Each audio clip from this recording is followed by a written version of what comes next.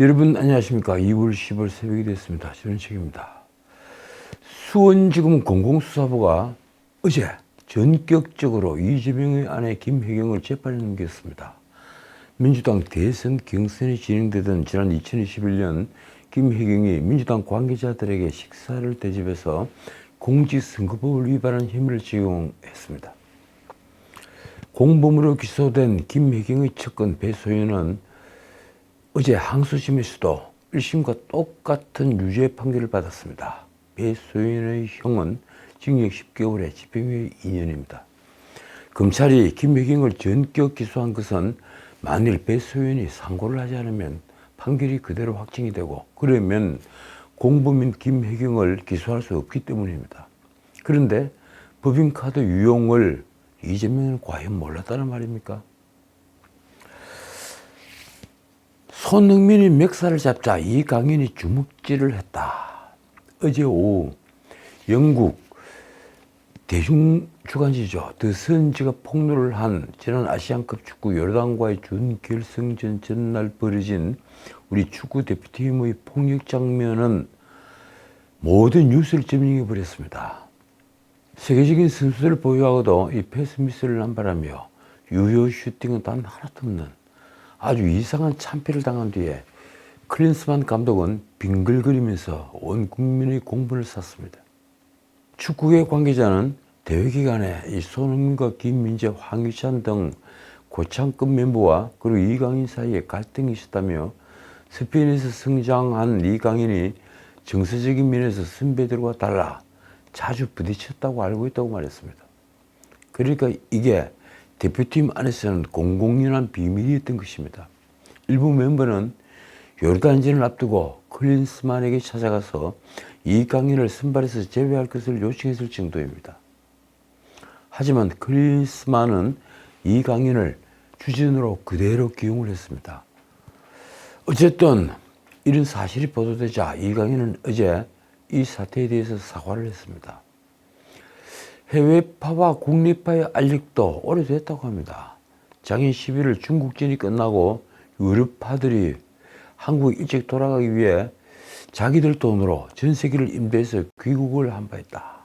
예전이라면 상상하기 어려웠던 행동이다. 그렇습니다. 요사이 축구 선수들 돈을 너무 잘 버는 겁니까? 크리스마는 전술적인 역량은 부족하지만 선수들에게 동기부여를 잘 해주는 매니저형 살인탑이라는 평가를 받아왔습니다. 많이 지지만 선수 관리는 잘한다 이런 얘기죠. 그러나 선수단을 하나로 묶는데도 실패를 한 것으로 드러났습니다. 그는 귀국한 지 이틀 만인 지난 10일 미국에 있는 집으로 갔습니다. 이래서 감독이든 선수든 인성이 문제입니다. 세계적인 선수가 되어 엄청난 수입을 올리며 명성을 가진들 뭘 하겠습니까?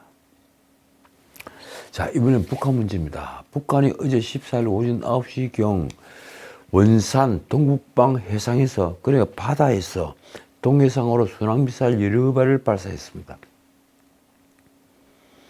합참은 한미정보당국이 정밀 분석 중에 있다고만 했습니다. 북한이 순항미사일을 발사한 것은 지난 2일에 이어 12일 만입니다. 그리고 김정일이 생일 이른바 광명성절인 2월 16일을 이틀 앞둔 날입니다. 소위 광명성절은 북한이 기념하고 있는 주요 정치일정으로 과거에도 이날을 전후해서 도발에 나선 전례가 적지 않습니다. 그런데 북한이 순항미사일을 쏜 것은 올해 들어서만 벌써 5번째입니다. 북한은 지난달 24일 평양 인근에서 서해상으로 신형 전략 순항미사일 프라살 3-31이라는 미사일을 여러 발 발사했고 그리고 28일 함경북도 신포시 인근 해상에서 바다 위에서 프라살 3-31 두 발을 발사했습니다. 지난달 30일에는 서해상으로 기존의 화살 2형 미사일을 발사했습니다. 이어 2월 2일에는 서해상에서 순항미사일 초대형 전투부 위력시험과 그리고 신형 반항공미사일, 북한에서 반항공미사일이라고 하는 것은 우리가 말하는 지대공 미사일입니다. 이 지대공 미사일 시험 발사를 했다고 주장했습니다. 최근에 북한의 실전적 위협은 그뿐이 아닙니다. 북한은 지난 12일 서울 불바다 위협 때마다 등장하는 방사포, 그러니까 다연장 로켓의 유도 기능을 갖춘 신형 240mm 방사포, 이걸 장사정포라고도 그러죠. 이 시험 발사에 성공했다고 주장했습니다. 북한의 방사포는 122mm 그리고 240mm 그리고 초대형 300mm 등이 있으며 240mm 방사포는 북한이 서울 불바다를 위협할 때마다 거론하는 장사정포로 사거리가 65km 이상으로 알려져 있습니다.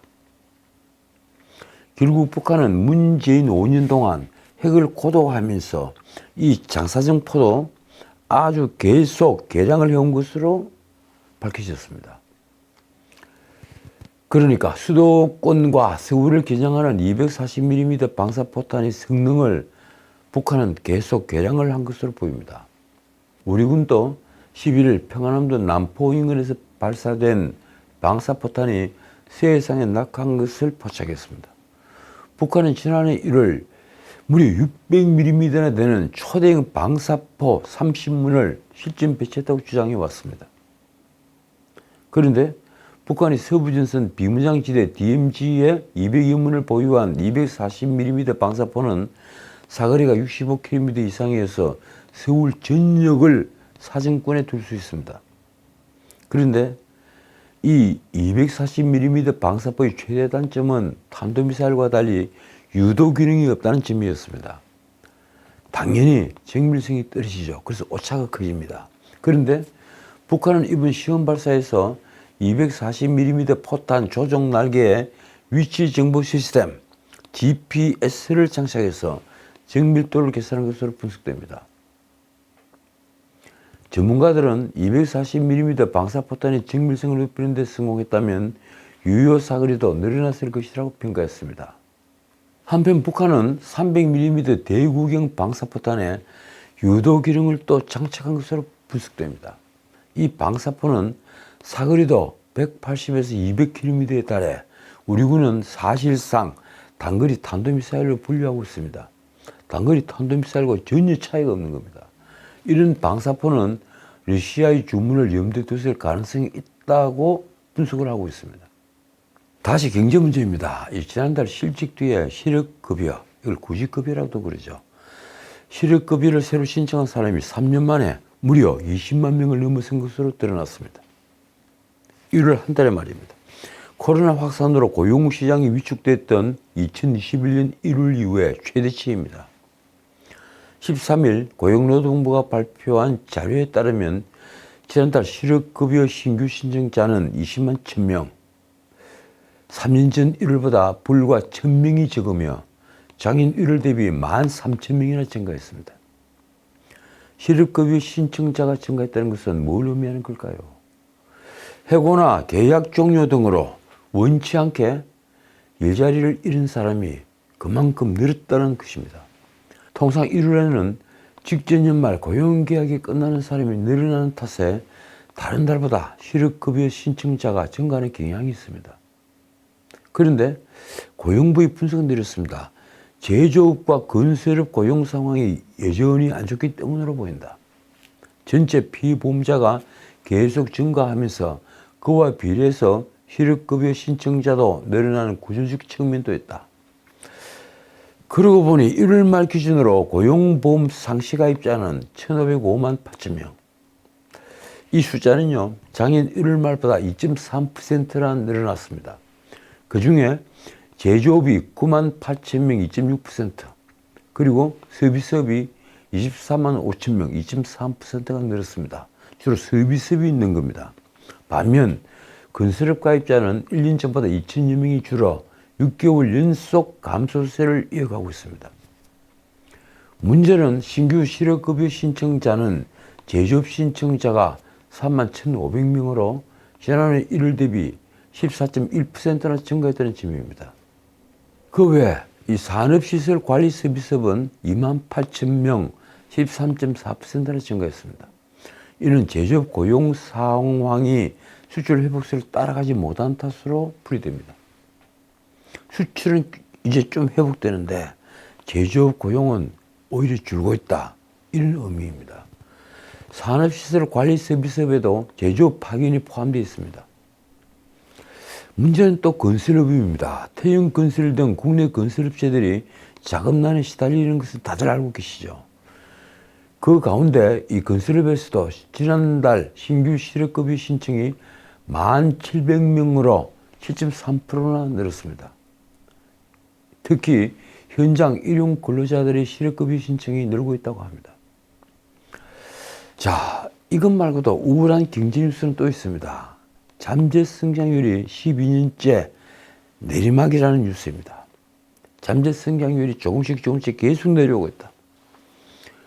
그럴 수밖에 없겠죠. 일단 출산율이 계속 떨어지고 있으니 말입니다. 어쨌든 그런 나라는 OECD 국가 중에 한국밖에 없습니다. 그러니까 OECD는 이 지구상에서 어느 정도 경제단위를 형성하고 있는 나라 38개국이 회원국입니다. 그 중에서 GDP 순으로 거의 20개 나라를 뽑아서 이른바 G20가 회의체를 구성하고 있습니다. 또 그 중에서 아주 선진국 반열에 올랐었다고 판단되는 나라, 그러니까 국민소득 3만 불을 이미 오래전에 넘은 나라들, 그 나라가 G7입니다. 거기에는 인구 5천만이 안 되는 나라로 캐나다가 포함이 되어 있습니다. 자, 어떻든 이 OECD 국가 중에서 한국은 지금 잠재 성장률이 계속 내려가고 있는 아주 위험한 나라에 해당됩니다. 어쨌든 출산율 하락으로 노동인구가 줄고 여전한 낮은 생산성으로 인해 우리 잠재 성장률은 오래전 2.0 부근에 있습니다. 아니, 정확히 말하면 일부 통계에서는 이미 2.0 아래에 있었다고 한 것이 벌써 몇 년 전입니다.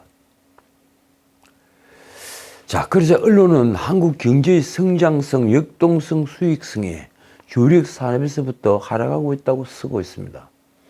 중앙일보와 대한상공회의소가 공동으로 분석한 결과 전자, 화학, 전기 장비 제조업 이런 한국 주력 산업 성장률은 1970년대 19.3%에서 1990년대 그러니까 20년 만에 9.6%로 그리고 2010년에서 2022년에는 그 수치가 뚝 떨어져서 3.4%까지 추락했습니다. 20년 동안 3분의 1 수준으로 아주 급락을 한 것입니다. 주력 산업이 흔들리니 국가 전체 동력도 약해져서 결국 한국의 올해 잠재 성장률은 이 통계에 의하면 2.0%로 지난 2011년 3.8% 이후에 단 한 차례 반등도 없이 계속 떨어지기만 했다는 것입니다. 제가 아까도 말씀드렸다시피 다른 통계를 보면 우리는 이미 오래전 잠재 성장률 2.0이 깨어지고 1.9대로 내려갔습니다. 제조업 가동률은 2010년 80.4%에서 지난해 71.3%까지 하락했습니다. 중앙일보는 특히 자본시장의 활기를 돋울 혁신기업이 씨가 말랐다고 썼습니다. 보스턴 컨설팅 그룹이 있죠. BCG. 이 BCG가 선정을 한 2023년 가장 혁신적인 기업 PVD. 가장 세계에서 혁신적인 기업 50위 안에 든 한국 기업은 삼성전자 7위 하나뿐입니다. 2013년에는 삼성이 2위를 차지했죠. 그리고 현대차가 16위, LG가 25위, 기아차가 36위. 그래서 50위 안에 무려 4개 회사가 이름을 올리는데 지난 10년 새 하나씩 순위에서 사라진 것입니다. 반면 독일은 설립 15년 차 이제 막 만든 회사죠. 이 제약회사 바이오엔테크가 신규 진입을 했고 그리고 175년이나 되는 기업 지멘스가 전년 대비 10단계나 뛰어올라 10위에 오르는 등 50위 안에 무려 6개 회사가 등재됐습니다. 물론 미국 회사가 가장 많습니다. 전문가의 분석은 이렇습니다. 이 글로벌 경쟁자들 시각에서 볼 때 한국의 혁신성과 역동성이 큰 위협이 되지 못하는 상황을 간접적으로 보여주고 있다. 이 뉴스의 마지막은 한국은 기업도 저출산 고령화라고 썼습니다. 저출산 고령화. 한계 기업은 좀비처럼 목숨을 근근히 부지하고 팔팔한 세기업 탄생은 멈췄다는 것입니다. 실제 이익을 주주와 나눌 수 있는 기업의 수가 제한적이라는 의미도 있습니다. 2000년대 중반 국내 기업 신생률은 18%대였는데 지난 2022년에는 13.6%까지 떨어졌습니다. 우리 경제는 언제쯤 반전을 이룰까요? 기업들은 새 사업이 어려운 이유로 무려 55.1%가 정부의 규제를 꼽았습니다. 실제 우리나라 정부의 규제는 전 세계적입니다. 너무 많습니다. 보수주의 정책에 반드시 들어가야 하는 것이 바로 탈규제입니다. 탈규제 민영화, 이것이 바로 보수주의의 상징입니다. 보수주의가 왜 작은 정부를 내세울까요? 가장 큰 이유로 큰 정부는 규제가 늘기 때문입니다. 자, 이제 정치 얘기를 조금 하고 마치겠습니다. 공천이 시작됐습니다. 언론은 너무 늦게 결정된 선거제를 질타했습니다. 무엇보다도 이재명이 독단적으로 결정을 한 준연동제는 이낙연, 이준석이 만든 빅텐트와 함께 우리 민주주의를 후퇴시킨 결정입니다. 언론은 이제 의석 나눠먹기만 남았다고 썼습니다. 같이 칼을 들 수는 없지만 방패라도 들어야 하는 이 불가피함을 조금이나마 이해해 주시길 바랍니다. 이재명이 말한 이 말이 도대체 무슨 말일까요? 지난 2월 5일 광주 5.18 민주묘지를 참배하고 이재명은 긴급 기자회견에서 이 말을 했습니다. 결국 이재명은 자신이 대선 때 했던 공약을 깨고 현행 준연동제로 총선을 치르겠다고 했습니다. 대선 때는 위성정당도 없애고 준연동제가 아니라 병립형으로 돌아가겠다고 했죠. 국민의힘이 먼저 위성정당을 만들어서 민주당을 압박하니 민주당이 비례정당을 만들지 않으면 의석을 손해보는 구조라는 말도 안 되는 주장입니다. 이 말은 명백한 거짓말입니다. 국민의힘 비대위원장 한동훈은 처음부터 병립형으로 돌아갈 것을 주장했습니다. 다만 만약을 대비해서 위성정당을 만드는 준비를 해왔을 뿐입니다. 결국 선거가 고작 2달 남았을 때 이재명은 본인도 계산하기 어려운 준연동제를 다시 선택했습니다. 왜 그랬을까요? 이합집산을 하는 군소정당을 자신이 우산 아래 두고 싶었을까요? 그는 2월 5일 이렇게 말했습니다.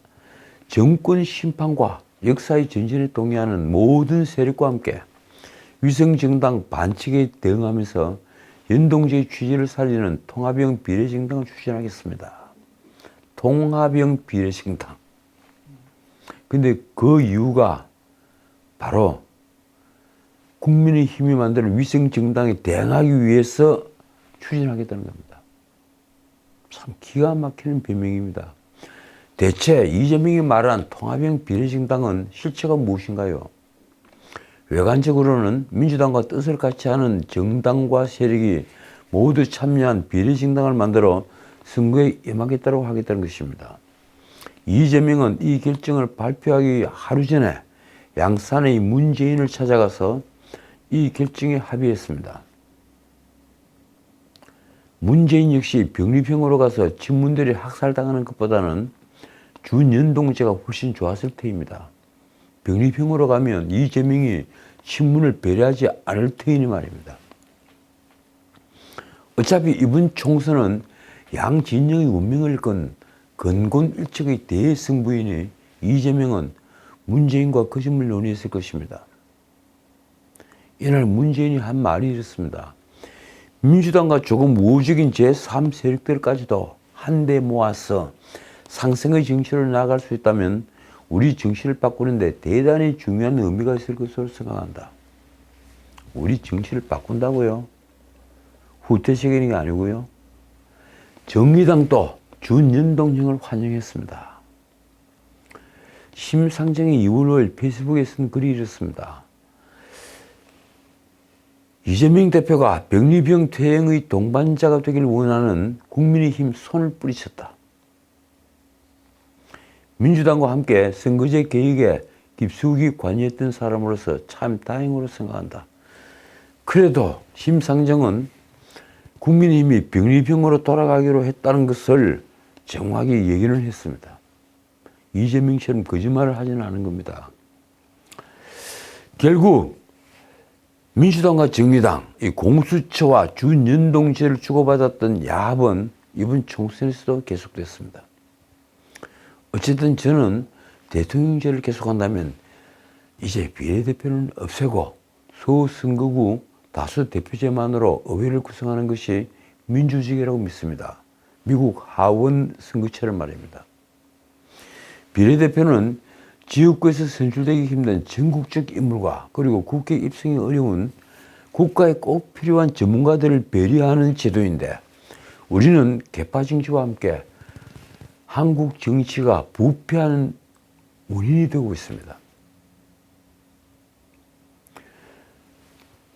자, 어제 국민의힘이 25명 공천자 명단을 발표했습니다. 이른바 단수 공천입니다.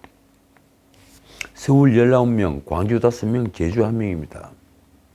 솔직히 이 명단에는 어표를 찌르는 공천은 없습니다. 광주 5명은 아마 경쟁자가 없었기 때문일 것입니다. 오히려 TV로 얼굴을 알린 박정훈을 강남 사무인 송파갑에 공천한 것이 마음에 걸릴 정도입니다.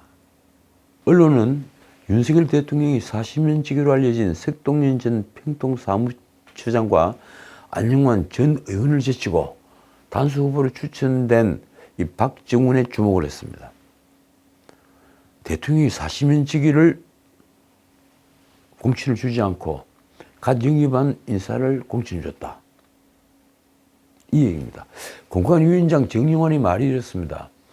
석동연은 여러 가지 지표라든가 그런 것들이 안 됐기 때문에 시스템 공천으로 박정훈 1인으로 가야 승리할 수 있다고 봤다. 그런데도 이 특파 지역에서는 상향식으로 경선에 붙이는 게 옳지 않겠습니까? 그래야만 공천을 받지 못하는 사람들이 불만이 없죠. 그동안 마포갑에서 뛰다가 며칠 전에 갑자기 서대문갑으로 옮긴 이용호가 단수 공천을 받은 것도 과연 충분한 검토가 있었는지 궁금합니다. 흠진 구로레간 태용호도 단수 공천 대상자에 포함이 됐습니다. 나는 이 흠진 구로에서 YTN에서 영입을 한 호준석 앵커 그리고 태영호 탈북자 대표죠. 이분들이 모두 다 당선이 되었으면 하는 기대를 가지고 있습니다. 자, 이른바 개혁신당이 최고위원 회의를 열었습니다. 그런데 그 일성이 사람들을 아주 웃게 만듭니다.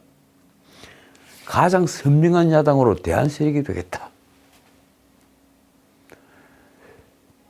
지금 국회의원 1명을 더 받아서 국고보조금 6억을 받으려고 혈안이 되어 있는 마당인데 언제 이삭을 주어서 한솥밥을 지을 수 있겠습니까? 이준석이 최고위원 회의에서 한 멘트가 이렇습니다. 국민들이 바라는 가장 적극적인 개혁은 윤석열 대통령과 더불어민주당 이재명 대표의 의미 없는 경쟁의 종말이다. 그 이유를 이준석은 또 이렇게 설명합니다. 알량한 사정 권력으로 자신의 권력을 다지는 것에만 몰두해온 대통령에게 가장 강한 긴지 세력이 될 것이다. 그 뒤에 덧붙인 말이 하버드를 다닌 이준석이 한 말로는 도저히 믿기지 않습니다. 20대, 30대는 학교에서 제대로 된 운동권을 볼 기회가 없었는데 운동권 청산을 외치는 구호 속에 매몰된 여당에 어떤 사회개혁을 기대할 수 있겠는가? 이준석에게 제대로 된 운동권은 도대체 어떤 것일까요? 그는 이재명에게도 날을 세웠습니다. 사법 리스크를 회피하는 것에 몰입해서 제1야당의 엄중한 책임을 방기한 이재명 대표는 윤석열 정부를 상대할 수 없다. 아니, 언제부터 이준석이 제1야당의 의무를 생각했습니까? 자, 오늘 여기까지입니다. 이준석은 다급함도 감추지 않았습니다. 그는 기자들이 양당에서 불출마를 선언하거나 공천 배제된 의원에게 연락을 할지 물어보자 충분히 가능하다고 답했습니다. 속이 타 들어가겠죠. 이날 개혁신당 최고위원 회의 뒤에 이준석은 공천관리위원장에 대해서 각 정파에서 공통으로 신뢰하는 인물이어야 한다는 원칙에 이견이 없다면서 김종인이 그 기준에 부합할 수 있다고 말했습니다. 참 놀라운 뻔뻔함입니다. 이준석과 금태섭의 뒷배를 자해받은 김종인이 결국 다시 등장하게 됐습니다. 혹시 합니까? 어쩌면 우리는 비례대표로만 6번째 국회의원이 되는 진기명기를 볼지도 모르겠습니다. 그런데 말입니다. 이 축구든 정치든 왜 가짜일수록 스스로 물러날 때를 모르는 걸까요? 지금까지 전우식이었습니다.